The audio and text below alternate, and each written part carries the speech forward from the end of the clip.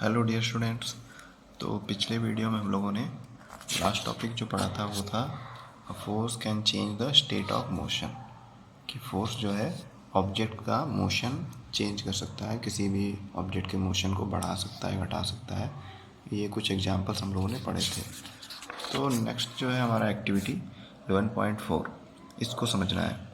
तो जैसा कि आप इस पिक्चर में देख पा रहे हैं, इसमें सिंपली दिया है कि कोई बॉल है जो रोल हो रहा है।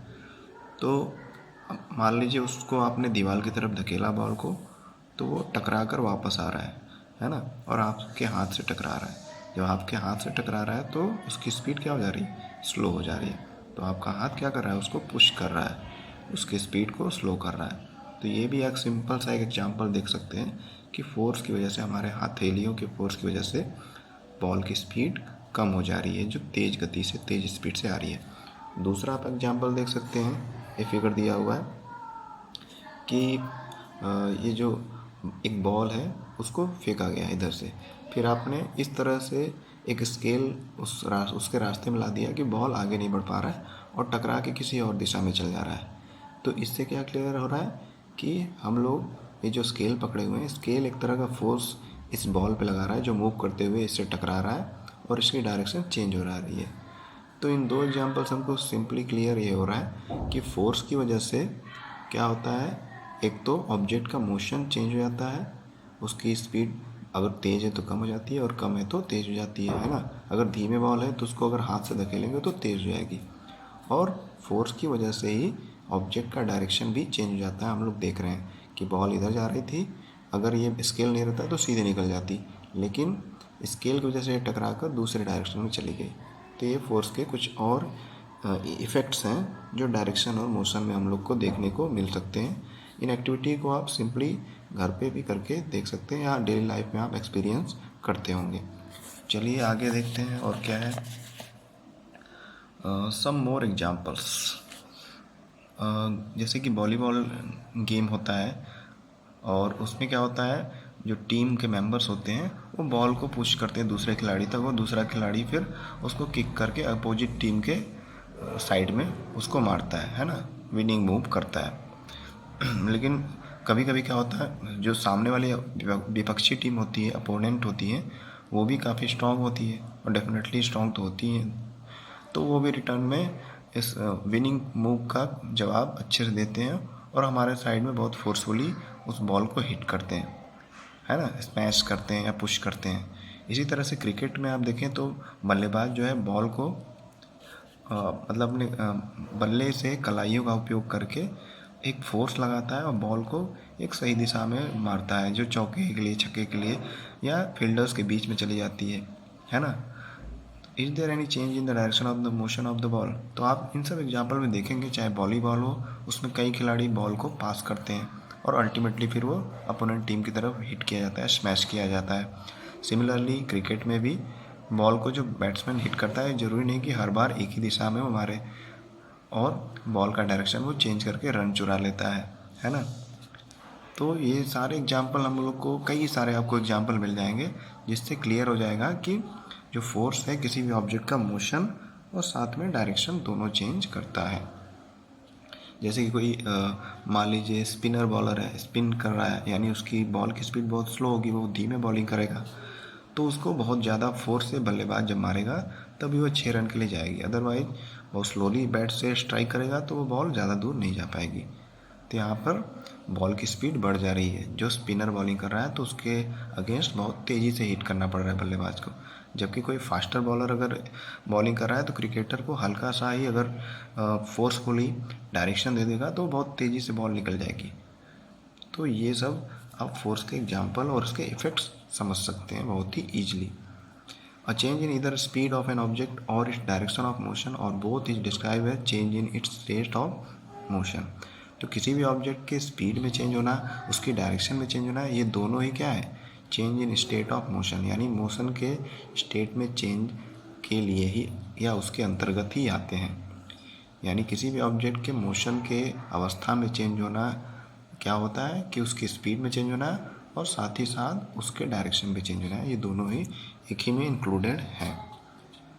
तो ओवरऑल इन सारे एग्जांपल्स हम लोग को क्लियर हो गया फाइनली कि फोर्स जो है ऑब्जेक्ट के स्टेट ऑफ मोशन में चेंज लाता है, यानी उसके स्पीड में चेंज लाता है, साथ ही उसके डायरेक्शन में भी चेंज लाता है। स्टेट ऑफ मोशन क्या है? State of motion of an object is described bye its speed and the direction of motion. State of motion का मतलब एक गति की अवस्था। तो गति की अवस्था क्या होती है? कोई भी ऑब्जेक्ट जब गति कर रही होगी, मूव कर रही होगी, तो किसी पार्टिकुलर डायरेक्शन में जाएगी और एक निश्चित गति से जाएगी, है ना। तो वहाँ पे डायरेक्शन और स्पीड दोनों होता है, उसी को स्टेट ऑफ मोशन बोलते हैं।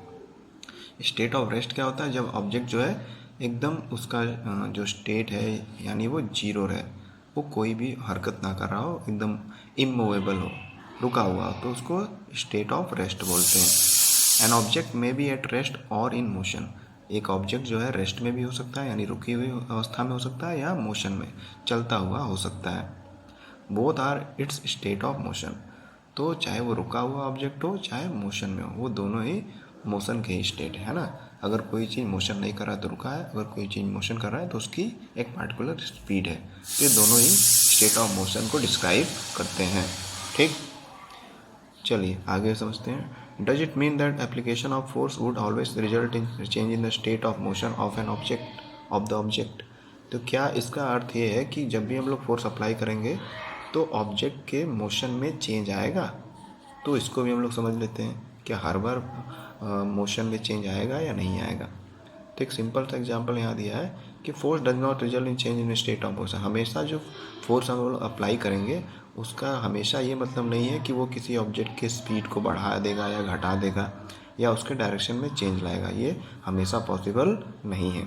जैसे कि हम लोग किसी बहुत ही हैवी बॉक्स को पुश करते हैं, मूव करते हैं, जो बहुत ही ज़्यादा हमारे वेट से बहुत कई गुना ज़्यादा हाई होता है या बहुत बड़ा होता है, तो उसमें मैक्सिमम फोर्स लगाने के बाद भी हम लोग क्या है उसको टस से मस नहीं कर पाते, हिला नहीं पाते। इसी तरह से जैसे दीवार पे हम लोग फोर्स लगाते हैं लेकिन दीवार नहीं हिलती है ना, जबकि फोर्स लगा रहे हैं बट उसका इफेक्ट नहीं दिख रहा है, क्योंकि दीवार किसी डायरेक्शन में ना मूव करती है ना उसमें मोशन आता है। तो इससे ये क्लियर होता है कि फोर्स हमेशा किसी भी ऑब्जेक्ट के स्टेट ऑफ मोशन में चेंज नहीं लाता है। ये एक फिक्स मतलब स्टेटमेंट नहीं है कि हमेशा ही ऐसा होगा। चलिए आगे समझते हैं। Force can change the shape of an object. तो अगला जो इफेक्ट है फोर्स का वो है किसी भी ऑब्जेक्ट का शेप चेंज कर सकता है फोर्स। तो चलिए देखते हैं, कुछ एग्जांपल से समझते हैं कि किस प्रकार से फोर्स ऑब्जेक्ट के शेप को भी चेंज कर सकता है। जैसे यहाँ पे एक टेबल दिया हुआ है एक्टिविटी 11.5 में। तो पहला जैसे एग्जांपल देखेंगे, अ लंप ऑफ डफ ऑन अ प्लेट। एक जो आटा गूथा हुआ है वो रखा हुआ है ना, प्लेट में रखा हुआ है और उसको हाथ से प्रेस किया जा रहा है, दबाया जा रहा है। ये डायग्राम बना हुआ है। जैसे कि मम्मी लोग घर में आटा गूंथती हैं, रोटियां बनाती हैं ना, तो ये गूंथ रही है, गूथा हुआ आटा है, उसको कोई लेडीज़ जो है गूंथ रही है, मतलब उसको प्रेस कर रही है, दबा रही है हाथों से। अब फोर्स कैसा लग रहा है? क्या उसमें मोशन आ रहा है, आटे में मोशन आ रहा है, या उसके शेप में चेंज हो रहा है? तो यहाँ पर आटा इधर उधर तो जा नहीं रहा है, आटे के शेप में चेंज हो रहा है, तो यहाँ शेप में चेंज हो रहा है यस। और मोशन उसमें कोई आटा यहाँ से वहाँ तो चला नहीं जा रहा है, इसलिए मोशन में नो होगा। इसी प्रकार से अगला अगर एग्जांपल देखें कि जो साइकिल का सीट होता है उसके नीचे स्प्रिंग लगे होते हैं, है ना। तो स्प्रिंग जो है फ्लेक्सिबल होता है, बढ़ता है घटता है, छोटा बड़ा होता है जब हम लोग उस पर बैठते हैं, है ना। तो यहाँ पे भी क्या हो रहा है, उसमें मोशन नहीं आ रहा है, उसमें शेप में चेंज हो रहा है। जब बैठते हैं तो कंप्रेस हो जाता है और जो हमारा ये स्प्रिंग है वो दब जाता है, जब उठते हैं तो फैल जाता है ना। तो उसके शेप में चेंज आ रहा है स्प्रिंग के जो सीट के नीचे लगा है। तो इस तरह से आप कई सारे एग्जांपल देख सकते हैं और उसके बेसिस पे एक्सप्लेन कर सकते हैं कि किसमें change in state of motion हो रहा है, किसमें चेंज इन शेप हो रहा है। Rubber band suspended from A hook और वॉल। जैसे कि रबर बैंड है, किसी हुक से उसको मतलब फंसा कर खींचा जा रहा है, स्ट्रेच किया जा रहा है। तो रबर आप जानते हैं कि फ्लेक्सिबल होता है, इलास्टिक होता है और काफ़ी लंबे दूरी तक उसको खींचा जा सकता है जब तक कि उसका एक्सटेंट हो, उसके बाद वो टूट जाएगा, है ना। तो बाई हैंगिंग अ वेट और by pulling it's free and. तो चाहे इसमें कुछ हैवी चीज़, इसमें कोई वेट इसमें लटका सकते हैं या फिर इसको खींच सकते हैं। तो इसमें क्या हो रहा है, मोशन में आ रहा है ये रबर? नहीं, बिल्कुल नहीं। इसमें रबर का शेप चेंज हो रहा है। पहले तो रबर इतना छोटा सा रहा होगा, लेकिन इसमें फंसा कर ये जो नेल लगा है, एक कांटी लगी हुई है दीवार में, उसको खींचा जा रहा है तो रबर लंबा हो जा रहा है, एक्सटेंड हो जा रहा है। और जब उसको छोड़ेंगे तो वापस उस साइज़ में हो जाएगा, है ना। तो यहाँ पे शेप में चेंज हो रहा है। ये भी हमारा क्या है, पुल फोर्स लग रहा है, पुल कर रहे हैं, खींच रहे हैं, तो उसका शेप चेंज हो रहा है। इसी तरह से अगला एग्जांपल देखते हैं कि कोई प्लास्टिक का या मेटल का स्केल है ना, कोई मेटल का हो या प्लास्टिक का हो, उसको दो ईंटों के बीच में रख दिया गया है और उस स्केल के ऊपर भी बीच में सेंटर में कोई छोटा सा वेट रख देते हैं। तो देखेंगे कि जो प्लास्टिक या मेटल का स्केल हम लोग यूज किए थे, बीच में से थोड़ा बेंड हो जाएगा, झुक जाएगा, क्योंकि ये वेट की वजह से, है ना। तो यहाँ पे जो शेप चेंज हो रहा है, यहाँ पे क्या हो रहा है, मोशन में नहीं आ रहा है ये ऑब्जेक्ट हमारा स्केल, उसके शेप में चेंज हो रहा है, ठीक। तो इस तरह से कई सारे एग्जाम्पल आप देख सकते हैं डेली लाइफ में, जिससे क्लियरली प्रूव होता है कि फोर्स लगाने से ऑब्जेक्ट के शेप में चेंज होता है, ठीक। अब जैसे कि ये पेज ही है, तो पेज ऐसा है, मैं फोर्स लगाकर इसको ऐसे मोड़ दे रहा हूँ बुक के पेज को, है ना। तो ये क्या हो रहा है, फोर्स ऑब्जेक्ट के शेप को चेंज कर सकता है। ऐसे बहुत सारी चीज़ें हैं जिसमें शेप चेंज हो सकता है या होता है। चलिए आगे समझते हैं। What do you conclude from the observation noted in table 11.2? तो 11.2 का जो अभी हम लोगों ने टेबल डिस्कस किया, उसके बाद हम लोग क्या निष्कर्ष निकालेंगे, फाइनली हम लोग क्या सोच सकते हैं, क्या फाइनल कंक्लूजन हमारा होगा। तो what happens when you apply force on, तो मान लीजिए कोई फूला हुआ बलून है, उस पर आप फोर्स लगाते हैं, उसको प्रेस करते हैं, तो क्या होगा कि पहले तो उसका थोड़ा सा शेप चेंज होगा, है ना, वो नॉर्मल शेप से थोड़ा सा अलग हो जाएगा। लेकिन बहुत ज़्यादा प्रेस करेंगे तो बर्स्ट कर जाएगा, फूट जाएगा बलून, है ना, क्योंकि फोर्स बहुत ज़्यादा हो जाएगा बाहर से। ऐसे ही कोई आटे का गूथा हुआ, मतलब सॉरी, आटे का जो गूथा हुआ पार्ट है, लोई है, उससे क्या है, रोल करके और बेलन की हेल्प से चपाती बनाई जाती है, यहाँ भी शेप चेंज हो रहा है। तो इस तरह से देखेंगे बहुत सारे ऐसे एक्टिविटीज़ हैं, ऐसे फिनोमेना, ऐसे प्रोसेस होते हैं डेली हमारे लाइफ में पर डे, जिसमें आप देखेंगे कहीं ना कहीं फोर्स अप्लाई करने पे चीज़ों का शेप चेंज होता है। जैसे कि रोटी तो हम लोग डेली खाते हैं, ऐसे और भी सारे प्रोसेस हम लोग करते हैं जहाँ पे शेप चेंज होता ही होता है। So all of these examples you show that the application of force on an object में चेंज इट्स शेप। तो इस सारे एग्जाम्पल्स जितने भी हम लोग पढ़े और बाकी भी आप ऑब्जर्व करेंगे अपने लाइफ में डेली कुछ ना कुछ, तो आप पाएंगे कि फोर्स जो है चीज़ों के शेप में या ऑब्जेक्ट के शेप में चेंज लाता है।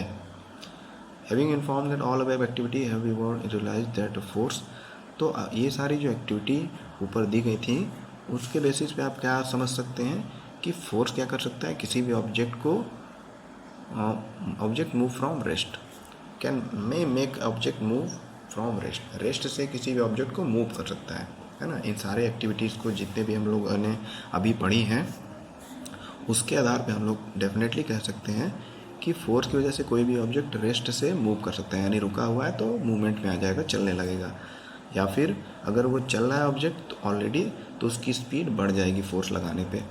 और या फिर हम लोगों ने पढ़ा है कि बहुत सारे एग्जाम्पल्स थे कि फोर्स के अप्लाई करने से किसी भी ऑब्जेक्ट के डायरेक्शन में भी चेंज हो जाता है। और क्या होता है, फोर्स से क्या होता है, किसी भी ऑब्जेक्ट का शेप चेंज हो जाता है। और मे कॉज सम ऑफ और ऑल ऑफ दी इफेक्ट, तो ये क्या हो रहा है, ये जितने भी अभी हम लोगों ने पॉइंट्स पढ़े, पॉइंट 1, पॉइंट 2, पॉइंट 3, पॉइंट 4, ये सारे में से लगभग सभी हम लोग ऑब्जर्व करते हैं जहाँ पे फोर्स लगता है। कहीं कहीं पे हमको फोर्स का इफेक्ट नहीं दिखता है। जैसे हम लोगों ने कुछ केसेस पढ़े थे, जैसे वॉल पे हम लोग दीवार पे फोर्स लगाते हैं तो कोई चेंजेस नहीं दिखता है ना, हाथ से उसको धकेल लेंगे ना तो उसके शेप में चेंज होगा, ना उसमें मोशन आएगा, और ना ही कोई उसका डिस्प्लेसमेंट होगा, वो वहाँ से हिलेगा ही, है ना। तो इस तरह के कुछ एक्सेप्शनल केसेस हैं, बाकी मैक्सिमम केसेस में आप देखेंगे फोर्स इस तरह के सारे चेंजेस लाता है। आइए आगे बढ़ते हैं। वाइल अ फोर्स में कॉज वन और मोर ऑफ दिस इफेक्ट, जैसा कि हम लोग पढ़े थे, इतने सारे एक्टिविटी को समझे थे कि फोर्स एक या बहुत सारे तरह के इफेक्ट ला सकता है, बहुत सारे तरह के प्रभाव ला सकता है। इसलिए हमको ये ज़रूरी से रिमेंबर कर लेना है, याद कर लेना है कि none of this action can take place without action of a force. तो जितने भी एक्टिविटी हम लोगों ने पढ़ी या जितनी भी एक्टिविटीज़ होती हैं जिसमें कहीं ना कहीं ऑब्जेक्ट मूव करता है, उसका शेप चेंज होता है या उसका स्पीड बढ़ जाता है या घट जाता है, इस तरह की जो भी एक्टिविटी है वहाँ फोर्स बिल्कुल ही लगता है। बिना फोर्स के ये सारी एक्टिविटी नहीं हो सकती हैं। दस an object can't move by itself, इसलिए कोई भी ऑब्जेक्ट अपने आप मूव नहीं कर सकता जब तक कि उस पर फोर्स ना लगाया जाए। ये हमको क्लियर हो गया। और किसी भी ऑब्जेक्ट का स्पीड अपने आप चेंज नहीं हो जाएगा, मतलब बढ़ नहीं जाएगा या घट नहीं जाएगा, उसमें भी फोर्स लगता है। और कोई भी ऑब्जेक्ट अपने मन से अपना डायरेक्शन चेंज नहीं कर सकता, वहाँ भी फोर्स इन्वॉल्व है। और किसी भी ऑब्जेक्ट का शेप अपने आप चेंज नहीं होगा, वहाँ भी फोर्स इन्वॉल्व है। यानी इन सारे एक्टिविटीज़ में फोर्स इन्वॉल्व है। बिना फोर्स के सारी एक्टिविटी नहीं हो सकती। चलिए अब हम आते हैं टाइप ऑफ फोर्सेस में। फोर्स के प्रकार, कितने तरह के बल होते हैं। फोर्स को हम लोग हिंदी में बल बोलते हैं। तो सबसे पहला टाइप जो है वो कॉन्टैक्ट फोर्स है। कॉन्टैक्ट फोर्स का मतलब है कि ऐसा फोर्स जहाँ पे दो चीज़ें कॉन्टैक्ट में हो, है ना, तब जो फोर्स लगता है उसको हम लोग कॉन्टैक्ट फोर्स बोलते हैं। जैसे कि मान लीजिए ये मैंने एक पेन का कैप लिया और ये दूसरा पेन, तो इस पेन को इस ढक्कन को मुझे यहाँ मान लीजिए 11.6 जहाँ लिखा है वहाँ तक पहुँचाना है बिना छुए। तो कैसे पहुँचा पाऊँगा? नहीं। तो जब इस पेन की हेल्प से, दूसरे पेन की हेल्प से इसको मैंने खिसका दिया, है ना, या यहाँ से यहाँ खिसका दिया, तो ये जब पेन, मेरा रेड वाला पेन इस ब्लैक वाले कैप को टच कर रहा है तभी मेरा पुश या पुल लग रहा है।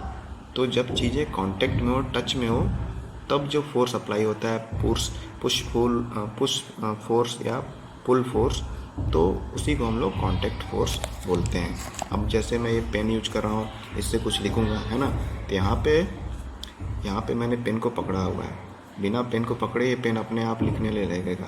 तो यहाँ मेरे जो फिंगर्स हैं और फिंगर में जो मसल्स हैं उनके मूवमेंट की वजह से मैं अपने इस पेन को सही से होल्ड करके लिख पाऊँगा कोई भी वर्ड।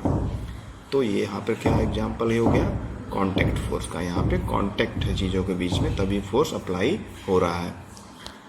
अब इसमें देखने वाली बात है मस्कुलर फोर्स। कांटेक्ट फोर्स में पहला टाइप है मस्कुलर फोर्स।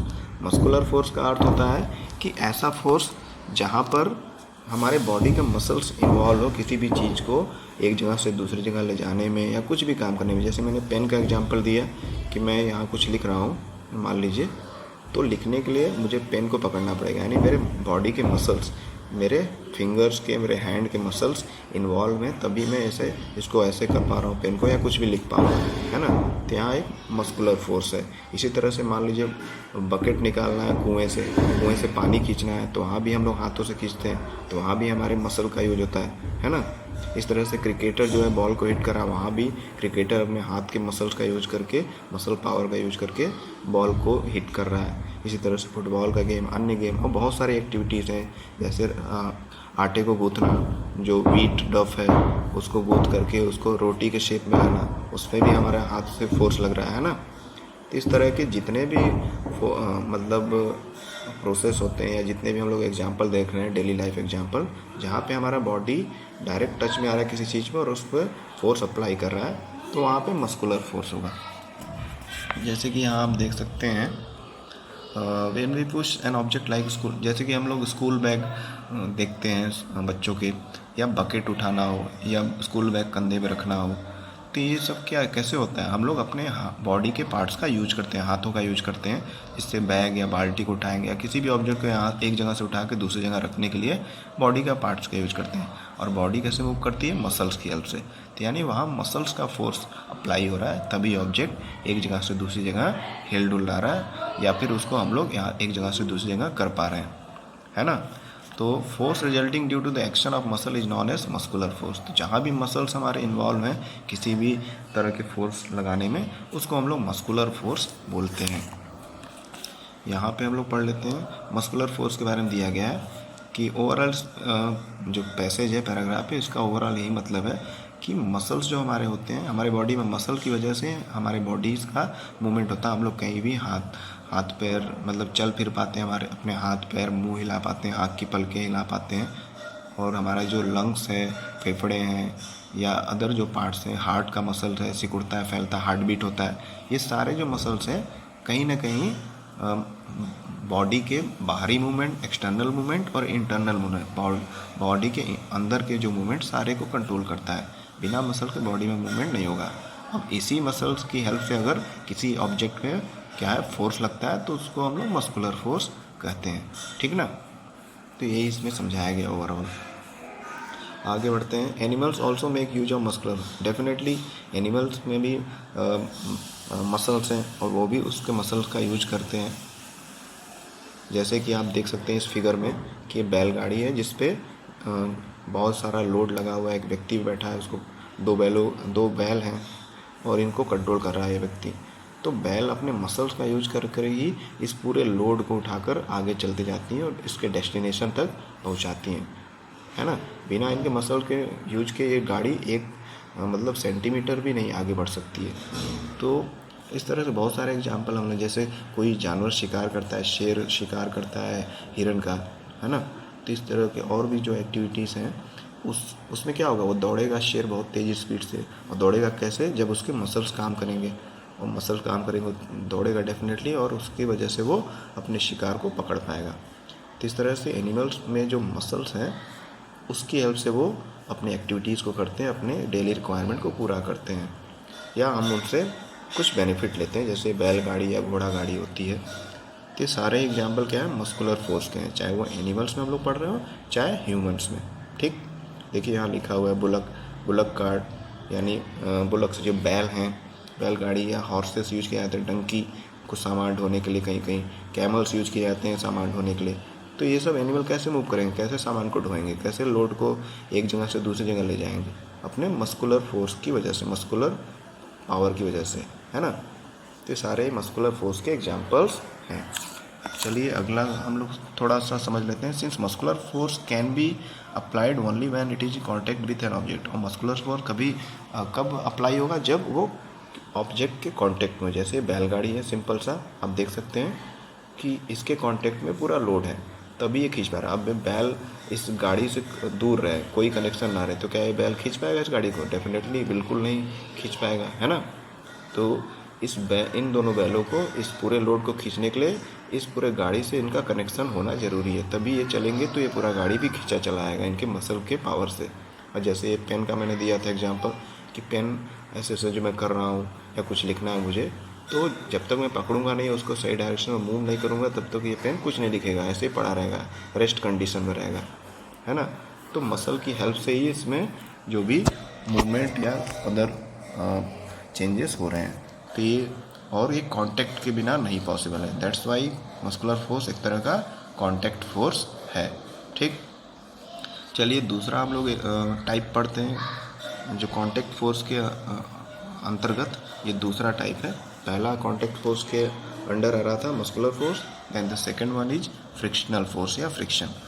अब फ्रिक्शन क्या है,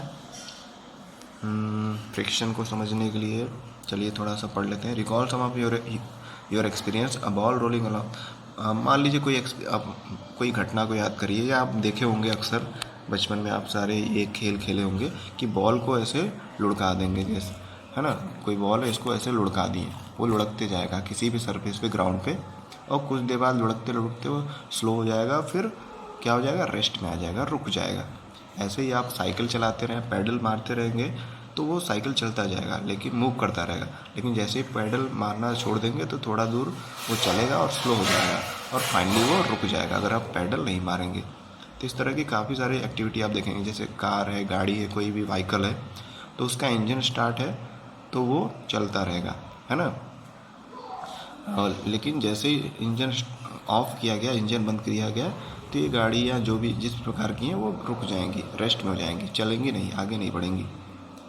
और कुछ एग्जांपल देखना हो तो जैसे बोट है, नाव है, उसका नाविक उसको रोइंग कर रहा है, उसको बहा मतलब ले जा रहा है, रोइंग कर रहा है, तो जैसे रोइंग में छोड़ देगा, नाव जो है पानी में स्थिर रहेगी, वो मूव नहीं करेगी, या फिर वो पानी की दिशा में चलने लगेगी। अगर पानी मूव नहीं कर रहा है, स्टेशनरी है, मान लीजिए कोई तालाब बड़ा है, उसका पानी है या झील का है, तो वहीं पर रुक जाएगा जब तक कि नाविक उसको रोइंग न करके नाव को खेगा नहीं, तब तक वो आगे नहीं बढ़ेगा, है ना। तो इन सारे एग्जाम्पल से क्या हमको क्लियर होता है, उसको हम लोग अब समझते हैं कि जो बॉल अपने आप चलते चलते रुक जा रहा है, लुढ़कते हुए स्लो हो जा रहा है, उसकी स्पीड कम हो जा रही है और रेस्ट में आ जा रहा है, ऐसा क्या उसमें लग रहा है, कुछ ना कुछ उसमें फोर्स तो लग रहा है, जिसकी वजह से उसका motion, state of motion change हो रहा है, उसका स्पीड कम हो जा रहा है, वो फाइनली रेस्ट में आ जा रहा है, रुक जा रहा है। इसी तरह से और भी जो एक्टिविटी हुई थी उसको हम लोगों ने देखा कि कुछ समय बाद चीज़ें रुक जा रही हैं, चाहे वो गाड़ी का इंजन ऑफ करने की बात हो।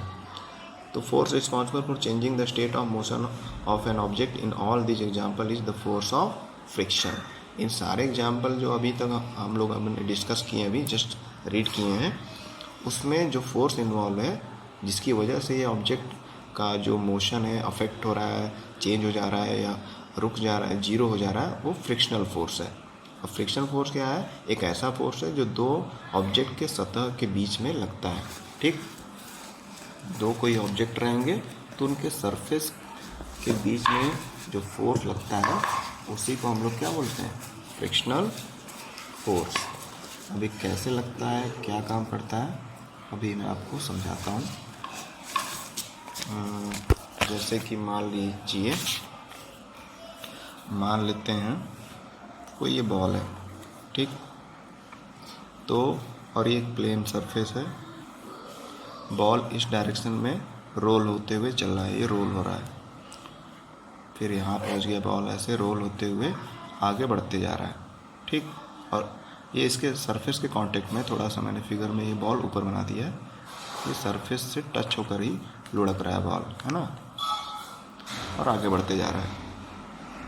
और यहाँ पे इसकी स्पीड मान लीजिए बहुत ज़्यादा थी, कैपिटल एस से लिख रहा हूँ, स्पीड कम हो गई और कम हो गई, जितना छोटा एस लिख रहा हूँ मतलब कि उतनी स्पीड कम होती जा रही है जैसे आगे बढ़ रहा है। क्यों? क्योंकि ये नीचे का जो सरफेस है जिस पे भी ये बॉल लुढ़क रहा है, रोल हो रहा है, मान लेते हैं घास वाला मैदान है या कोई आपका फ्लोर है रूम का, तो ये जो है सरफेस इसके मोशन को आगे बढ़ने से रोक रहा है ना, जिसकी वजह से ये धीरे धीरे स्लो हो जा रहा है और अल्टीमेटली नीचे वाला जो फोर्स है, जो सरफेस पे लगने वाला फोर्स है नीचे वाला, वो ज़्यादा अमाउंट में हो जा रहा है और अल्टीमेटली ऑब्जेक्ट रुक जा रहा है। ठीक, स्टार्टिंग में इसका इस पे जो फोर्स लगा था जिसकी वजह से मूव कर रहा है वो ज़्यादा था फोर्स, तो नीचे वाला फोर्स उसको धीरे धीरे रोक रहा है और फाइनली नीचे वाला जो सरफेस फोर्स है वो ज़्यादा हो गया और ये ऑब्जेक्ट का फोर्स अल्टीमेटली जीरो हो गया और ये रुक गया, स्टेशनरी या रेस्ट पोजीशन में आ गया। ठीक, तो दो ऑब्जेक्ट के सरफेस के बीच में लगने वाला, मान लेते हैं ये सर्कुलर है और एक ये रेक्टेंगुलर ऑब्जेक्ट है, इनके बीच में जो सरफेस है इनके बीच में वही फोर्स लग रहा है, ठीक ना। तो सरफेस के बीच में लगने वाला जो फोर्स है उसी को फ्रिक्शनल फोर्स बोलते हैं। और फ्रिक्शन फोर्स क्या करता है? किसी भी ऑब्जेक्ट के मोशन को अपोज करता है। मान लेते हैं किसी ऑब्जेक्ट का मोशन इस डायरेक्शन में है तो फ्रिक्शन फोर्स किस डायरेक्शन में लगेगा? उसके अपोजिट डायरेक्शन में, ठीक है ना। लेकिन ये ध्यान देने वाली बात है कि फ्रिक्शन फोर्स तभी लगता है जब दो ऑब्जेक्ट का सरफेस कांटेक्ट में हो, दूर ना हो, ठीक ना। इस फिगर से आप कंफ्यूज मत होइए, थोड़ा सा जल्दी बना दिया मैं। ये बॉल जो रोल हो रहा है सरफेस के कांटेक्ट में ही होकर रोल होते जा रहा है, ठीक। तो ओवरऑल सिंपल भाषा में कहा जाए तो फ्रिक्शनल फोर्स जो है किसी भी ऑब्जेक्ट के मोशन को अपोज करता है। मोशन को अपोज करने का मतलब क्या है? कोई भी ऑब्जेक्ट अगर मूव कर रहा है तो उसके विपरीत दिशा में सरफेस के थ्रू ही जो फोर्स लगता है उसको हम लोग फ्रिक्शनल फोर्स कहते हैं।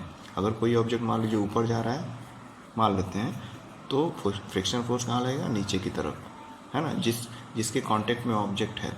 अगर मान लीजिए कोई लेफ्ट जा रहा है ऑब्जेक्ट तो फ्रिक्शनल फोर्स राइट में लगेगा, जस्ट अपोजिट डायरेक्शन में लगता है फ्रिक्शनल फोर्स। और ये फोर्स ट्राई करता है कि उस ऑब्जेक्ट के मोशन को कम कर दे या ख़त्म कर दे, जीरो कर दे, ठीक। यही फ्रिक्शन फोर्स करता है। तो इसी को यहाँ पे समझाया गया है। It is the force between the surface of the ball and the ground. Ball के सरफेस और ग्राउंड का जो सरफेस है कॉन्टेक्ट में आ रहा है और अल्टीमेटली जो ग्राउंड का सरफेस है वो बॉल के सरफेस को रोक रहा है और वो रेस्ट में आ जा रहा है बॉल, है ना। इसी तरह से जो वाटर का एक सरफेस है नदी में जिसमें ये नाव तैर रहा है या जिसको तैरा रहा है उसका नाविक, वो जब रोइंग नहीं कर रहा है, उसको नाव को नहीं चला रहा है, तो क्या होगा कि वाटर का जो फ्रिक्शनल फोर्स है सरफेस से लग रहा है नीचे से, वो नीचे के सतह को, बोट के नीचे के सतह को रोकेगा और वो आगे नहीं बढ़ पाएगा, ठीक। The force of friction always act on all moving object and its direction is always opposite to the direction of motion. जो फोर्स ऑफ फ्रिक्शन है हमेशा किस दिशा में लगता है, अभी हम लोगों ने पढ़ा था एग्जाम्पल में कि वो हमेशा किस अपोजिट डायरेक्शन में लगता है, जिस तरफ क्या लगता है, जिस तरफ ऑब्जेक्ट मूव कर रहा है ना। कोई ऑब्जेक्ट इधर मूव कर रहा है तो अब फोर्स जो फ्रिक्शन का फोर्स जो लगता है अपोजिट डायरेक्शन में उसके विपरीत दिशा में लगता है। चलिए इसको देख लेते हैं। तो ये overall you may be wondering whether it is essential for the agent applying a force on object to be always in contact with it. तो ओवरऑल फ्रिक्शन फोर्स किसी भी ऑब्जेक्ट के मोशन को अप्रोच करता है, उसके मोशन को रोकता है, और ये तभी पॉसिबल है जब उसके सरफेस के वो कांटेक्ट में हो, यानी दो चीज़ों का सरफेस आपस में कांटेक्ट में हो, तभी ये पॉसिबल हो पाता है ना। जैसे अभी मैं पेन से लिख रहा था, आपको एग्जांपल समझा रहा था, तो मेरा भी जो पेन चल रहा था पेज पे वो भी फ्रिक्शन की वजह से चल रहा था। और फ्रिक्शन की वजह से मेरा पेन जहाँ पे मैं चाह रहा था, जैसे कि मैं ये स्क्वायर बनाना चाह रहा हूँ, तो स्क्वायर बना के मैं रुक गया, अगर क्योंकि यहाँ पे फ्रिक्शन ने मेरे पेन के मूवमेंट को रोक दिया। नहीं तो अगर मैं ऐसे मान लीजिए कुछ बनाना शुरू किया, मैं स्क्वायर बनाना चाह रहा था लेकिन फ्रिक्शन नीचे की सरफेस से लग नहीं रहा है, तो ऐसे मेरा पेन चलते जाएगा, है ना, रुकेगा नहीं। भले मैं फोर्स लगाऊंगा लेकिन इधर उधर पेन चलते जाएगा, क्योंकि नीचे सरफेस पे फ्रिक्शन ही नहीं है। लेकिन ऐसा पॉसिबल नहीं है, फ्रिक्शन हर सरफेस पे होता है, कहीं पे ज़्यादा होता है, कहीं पे कम होता है। तो यही यहाँ पे समझाया गया है कि फ्रिक्शन की वजह से क्या होता है, ऑब्जेक्ट का मोशन रुकता है और ऑब्जेक्ट एक वेल मैनर में चलती है। जैसे हम लोग सरफेस पे चलते हैं, चल पाते हैं इजली रोड पर या कहीं पे, तो वो फ्रिक्शन की वजह से है। लेकिन कहीं कहीं पर कोई ऑयली सरफेस आ गया, या फिर क्या होता है कि कोई किसी सरफेस पे पानी गिरा है, तो वहाँ पर ये होता है कि हम लोग को फिसलन महसूस होती है, क्योंकि पानी जो है वो फ्रिक्शन को कम कर देता है। फ्रिक्शन जहाँ ज़्यादा है वहाँ पे मतलब सरफेस रफ़ हो जाता है, और जहाँ फ्रिक्शन कम होता है वहाँ पे सरफेस बहुत स्मूथ हो जाता है, चिकना हो जाता है। और जहाँ फ्रिक्शन कम हो जाएगा वहाँ पे चलना हमारे लिए मुश्किल होगा, है ना। तो फ्रिक्शन जहाँ ज़्यादा रहे वहीं सही है, बहुत ज़्यादा रहेगा तो भी दिक्कत है। अब नॉन कॉन्टेक्ट फोर्स में मैग्नेटिक फोर्स का यहाँ दिया हुआ है एग्जाम्पल, और मैग्नेटिक फोर्स का फटाक से हम लोग समझ लेते हैं कि जैसा कि आप सभी जानते हैं कि आप मार्केट से ये बार मैग्नेट ले सकते हैं, स्टैंडर्ड बार मैग्नेट, जिसमें ब्लू और रेड कलर का मार्किंग रहता है, साथ ही उस पर नॉर्थ और साउथ पोल इंडिकेट रहता है, जिसकी हेल्प से आप इजीली इस एक्सपेरिमेंट को कर सकते हैं। आप कुछ पेंसिलें ले लीजिए, उसके ऊपर एक मैग्नेट को रख दीजिए और दूसरे मैग्नेट को उसके पास लाइए। एक बार सेम कलर वाला एंड लाइए, तो देखिए क्या होता है। सेम कलर का लाएंगे आप एंड, तो क्या होगा कि मैग्नेट जो है अपोजिट जाएगा, दूर भागेगा, दूसरी तरफ जाएगा। लेकिन अपोजिट कलर का लाएंगे तो क्या होगा कि मैग्नेट खिंचाएगा। इसलिए देख रहे हैं इधर पास में आ गया, वो अभी दूर चला जा रहा था, अभी पास में आ गया है ना। तो अपोजिट एंड्स जो पोल्स मैग्नेट के होते हैं वो अट्रैक्ट करते हैं, और सेम एंड रिपेल करते हैं, दूर करते हैं। यहाँ भी, यहाँ पुल लग रहा है, यहाँ पुश लग रहा है ना, तो यहाँ भी फोर्स लग रहा है। लेकिन ध्यान देने वाली बात है कि यहाँ पर ये जो दोनों मैग्नेट है टच में नहीं है, बिना टच के ही ये फोर्स लग रहा है। ये दूर से इसको धकेल दे रहा है, दूर कर दे रहा है मैग्नेट, या दूर से ही अपने आप को खींचने लग रहा है ना। तो इसीलिए मैग्नेटिक फोर्स को क्या बोला जाता है, नॉन कॉन्टैक्ट फोर्स, यानी बिना कॉन्टैक्ट हुए, बिना कोई दो ऑब्जेक्ट टच में आए ही जो अट्रैक्ट या रिपेल करते हैं, एक दूसरे को खींचते हैं या धकेलते हैं, तो वो उसी तरह का एग्जाम्पल हम लोग मैग्नेट के केस में देख पा रहे हैं। तो इन मैग्नेट के केस में जो फोर्स लग रहा है वो मैग्नेटिक फोर्स है, जिसकी वजह से चीज़ें दूर से ही खींची आ रही हैं या दूर चली जा रही हैं, बिना टच में। So does this magnet on the roller begin to move. तो वही हम लोग एक्टिविटी करेंगे तो हम देख पाएंगे कि मैग्नेट जो है अपोजिट पोल रहेगा तो अट्रैक्ट करेगा, और वो पेंसिल के ऊपर रोल करते हुए आगे बढ़ जाएगा और दूसरे चुंबक के अपोजिट एंड से चिपक जाएगा। लेकिन अगर सेम एंड है तो वो पीछे की तरफ चला जाएगा मैग्नेट का पीस, ठीक। तो ओवरऑल आप क्लास 6 में ये पढ़े होंगे कि मैग्नेट के दो पोल्स होते हैं, नॉर्थ पोल और साउथ पोल, और हमेशा अपोजिट पोल अट्रैक्ट करते हैं और सेम पोल रिपेल करते हैं। और इसी प्रिंसिपल पर, इसी थ्योरी पर यहाँ पर पुश और पुल लग रहा है और फोर्स लग रहा है, जिससे चीज़ें खींची जा रही हैं या दूर जा रही हैं। अब मैग्नेट का हम लोग किसी आयरन के पीस से भी एग्जांपल ले सकते हैं कि कोई लोहे का कोई छोटा सा टुकड़ा है, उसको मैग्नेट के सामने लाएंगे तो चिपक जाएगा, है ना। जो उसके रेंज में रहेगा, उसके मैग्नेटिक फील्ड के रेंज में रहेगा तो अट्रैक्ट हो जाएगा और मैग्नेट से चिपक जाएगा। तो यहाँ भी क्या हो रहा है, मैग्नेटिक पुल हो रहा है बिना उसके टच में आए हुए। तो ये जो फोर्स लग रहा है मैग्नेट के द्वारा किसी भी मैग्नेटिक मटेरियल पे, या तो वो दूसरा मैग्नेट को अट्रैक्ट करे या किसी आयरन पीस को, लोहे की चीज़ को अट्रैक्ट करे, तो ये एक तरह का नॉन कॉन्टैक्ट फोर्स है, बिना टच में आए ही ये चीज़ों को अट्रैक्ट कर रहा है। ठीक, अब अगला जो हमारा टॉपिक होगा इलेक्ट्रोस्टैटिक फोर्स। इलेक्ट्रोस्टैटिक फोर्स यानी चार्जेस के बीच में, इलेक्ट्रिक चार्ज जो होते हैं दो तरह के होते हैं, पॉजिटिव चार्ज और नेगेटिव चार्ज। तो उनके बीच में कैसे अट्रैक्शन होता है, कैसे रिपल्सन होता है, कैसे चीज़ें एक दूसरे को खींच लेती हैं बिना कांटेक्ट में आए, क्योंकि ये भी एक तरह का क्या है, नॉन कांटेक्ट फोर्स है। तो इसके बारे में हम लोग नेक्स्ट वीडियो में समझेंगे। अभी के लिए फ़िलहाल आप इतना समझें। Okay, thank you.